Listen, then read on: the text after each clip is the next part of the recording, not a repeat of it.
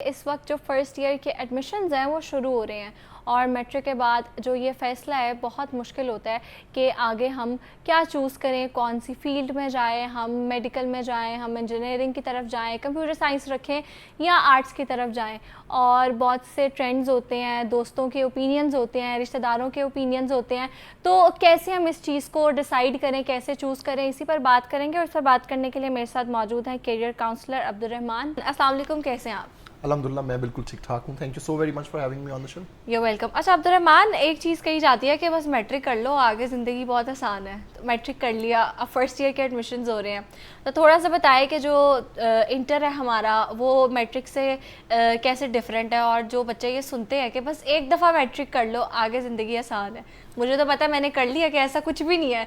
तो उनको लगता है कि भाई पता नहीं आगे क्या मुश्किलात है, लेकिन ज़्यादातर लोग यही कहते हैं। तो थोड़ा सा बताएं कि जो फर्स्ट ईयर है वो कैसे मैट्रिक से डिफरेंट है। राइट, सो मिथ वर्सेस रियलिटी तो हमेशा डिफरेंट होती है और बहुत सारी ऐसी बातें जो हमें अपने इर्द गिर्द सुनने को मिलती हैं लेकिन उनका रियलिटी से कोई ताल्लुक नहीं होता। Matric is basically a base line education. ये वो आपका पहला पड़ाव है जिसमें आप एक कॉम्प्लेक्स स्टडी से के साथ आप रोशनास होते हैं। आपको पता चलता है कि कॉन्सेप्चुअल लर्निंग क्या होती है, आपको पता चलता है कि मैंने आगे किन चीज़ की बेसिस पर आगे ग्रो करना है। फॉर एग्जांपल वो साइंस सब्जेक्ट्स हो सकते हैं, वो कंप्यूटर सब्जेक्ट्स हो सकते हैं, वो आर्ट सब्जेक्ट हो सकता है। सो आपको एक दफ़ा रियलाइज़ होना शुरू होता है कि who am I actually. So matric आपको कहीं ना कहीं थोड़ी आइडेंटिफिकेशन, आपकी शनाख्त देने की कोशिश करता है, आपको पहचान देने की कोशिश करता है। और मैट्रिक आपको वो एक्सपोजर देता है कि आपने बोर्ड एग्जाम्स देने हैं और आप यानी 8th क्लास तक आपने जो पढ़ा है उससे सुपीरियर लेवल की एजुकेशन जो है वो आपको मिल रही होती है। लेकिन अगर हम इंटरमीडिएट की बात करें नूर, सो इंटरमीडिएट का नंबर 1 सिलेबस जो है it is way more lengthier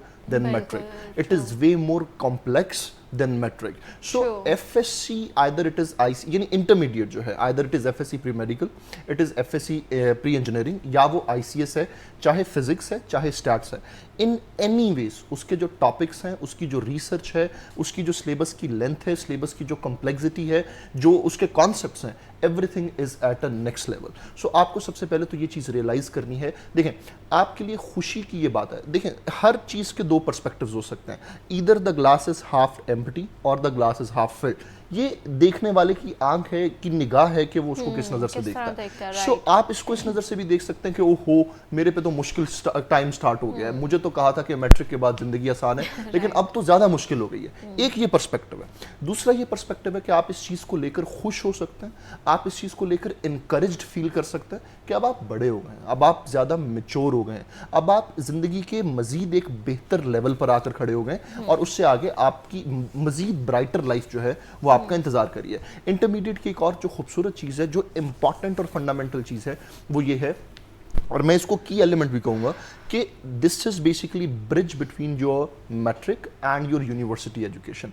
अब university education is going to decide, inter education is going to decide कि आप कौन सी यूनिवर्सिटी में जा रहे हो, कौन सी डिग्री में जा रहे हो, किस डोमेन में जा रहे हो। और जिस यूनिवर्सिटी डिग्री डोमेन में आप जाएंगे वो डिसाइड करेगी कि आपकी फ्यूचर की शनाख्त क्या है, आपकी पहचान क्या है, आप किस करियर से पहचाने जाएंगे, आपका हाउस होल्ड किस तरह से चलेगा, आप किन लोगों में उठे बैठेंगे। सो FSC की जो इंपॉर्टेंस है, जो ICS की इंपॉर्टेंस है, जो इंटरमीडिएट की इंपॉर्टेंस है, वो किसी से ढकी छुपी नहीं है। और इनफैक्ट बच्चों को इस चीज़ को लेकर बहुत ज़्यादा सीरियस लेना चाहिए। और इनफैक्ट नूर, अभी तो फर्स्ट ईयर की क्लासेस भी जो है वो अब कॉलेजेस में आ गई हैं। सो आप लोगों को ये नहीं देखना कि अब स्कूल लाइफ ख़त्म हो गई है तो अब हम आज़ाद हैं, अब हम इंडिपेंडेंट हैं, अब हम कुछ भी करेंगे।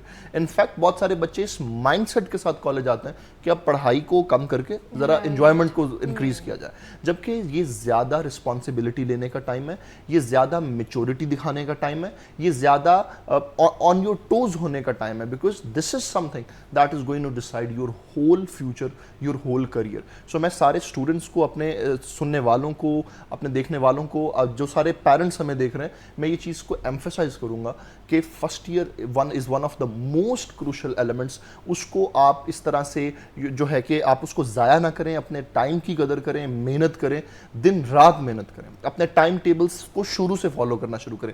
अगर आज कोई बच्चा कॉलेज में ये सोच कर आ रहा है ना कि मैं संडे से पढ़ना शुरू कर लूँगा, अभी तो मेरी क्लासेस ही स्टार्ट हुई हैं, मैं अगले महीने से पढ़ना शुरू कर लूँगा, honestly that Sunday is never going to come, that month is never going to come. You have to do today's work today. अगर आप ये नहीं करेंगे वो पाइल अप होता जाएगा और एंड पे वो आपको एग्जॉस्ट करेगा और वो toll you will see on your result card. So this is something that is very important और इसको आप इग्नोर नहीं कर सकते। बिल्कुल ऐसे ही है। अच्छा, अब एक कन्फ्यूजन भी रहती है कि हम आगे क्या पढ़ें। एक कुछ होता है प्रेशर, पीयर प्रेशर होता है, फिर फैमिली का प्रेशर होता है, फिर आप देखते हो जब स्क्रॉल कर रहे होते हो कुछ लोग वीडियोस ऐसी बना रहे होते हैं कि वो कहीं ना कहीं आप पे इन्फ्लुएंस करती है कि कौन सी फील्ड आपने रखनी है।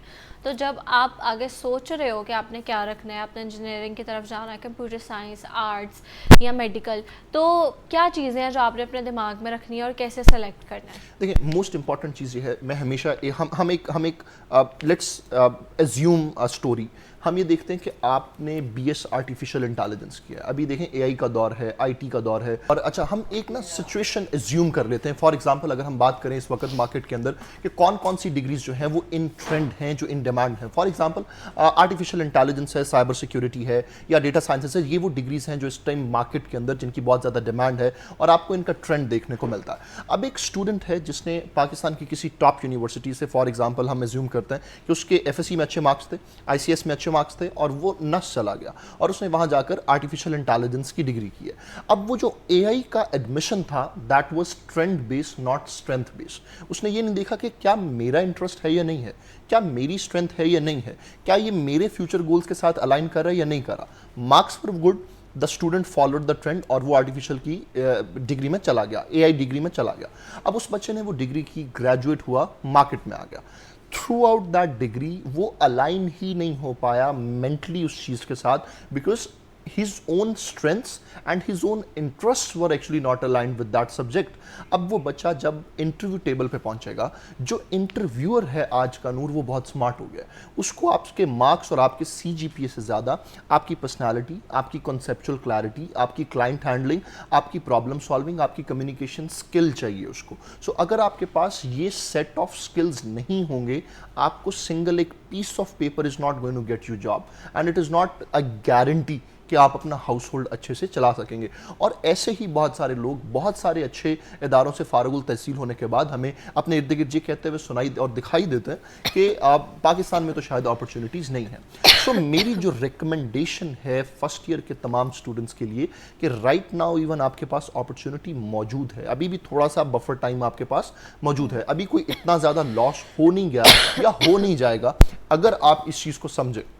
सो देखें कि आपकी स्ट्रेंथ क्या है, आपकी वीकनेस क्या है। जो वीकनेस वाली चीज़ है उनको एलिमिनेट कर दें।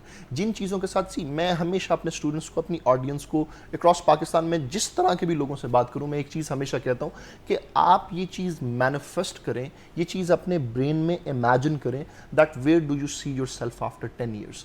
आप क्या खुद को एज एन इंजीनियर देखते हैं, चाहे वो मैकेनिकल इंजीनियर है, वो सिविल इंजीनियर है, वो जो इलेक्ट्रिकल इंजीनियर है, city and regional planning, architecture and design, या आप खुद को एज अ डॉक्टर देखते हैं या आईटी स्पेशलिस्ट देखते हैं। वो आपका ब्रेन जो है वो आपको बताएगा। आपकी जो मैनिफेस्टेशन है, आपकी जो इमेजिनेशन है, आपका जो गुमान है, अल्लाह ने भी कुरान में तो कहा है कि और हम तुम्हें वही अदा करते हैं जिसका तुम हमसे गुमान करते हो। सो फिर वो जो आपकी इमेजिनेशन और मैनिफेस्टेशन है वो आपको बता देगी that who you actually are. Noor, आपको और मुझे भी तो पता था कि who we actually are, right. और ये आवाज़ हर इंसान के अंदर मौजूद होती है। ये आप पे है कि आप अपनी उस इंटरनल वॉइस को सुनते हैं या उसको इग्नोर कर कर आगे चल पड़ते हैं। सो इर्द गिर्द बहुत सारे लोगों के बहुत सारे ओपिनियंस हो गए। और एक और चीज़ मैं आपको यहाँ पर बताता चलूँ कि मैं आपको मशवरा अपने लेंस से दूंगा, अपने माइंड से दूंगा।